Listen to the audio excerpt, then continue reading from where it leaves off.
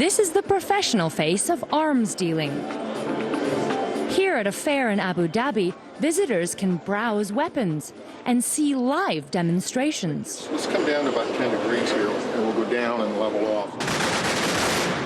But this is where many fear they'll end up, on the streets of countries like Libya and Tunisia, as protests rip through the region. The unrest is prompting questions over the supply of arms to the Middle East and North Africa. The latest figures show Europe issued almost 350 million euros worth of weaponry licenses for Libya alone. Of that total, Malta was the largest European supplier. Germany issued licenses for the sale of more than 50 million euros of military hardware. British, French and Belgian licenses were worth around 25 million euros each. The draft resolution has been adopted unanimously. But in the last 2 weeks, a UN resolution has imposed an arms embargo on Libya.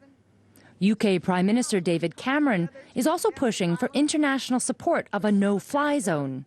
It is not acceptable to have a situation where Colonel Gaddafi can be murdering his own people, using aeroplanes and helicopter gunships and the like, and we have to plan now to make sure if that happens we can do something to stop it. And that's why I've said it's right for us to plan and look at plans for a no-fly zone.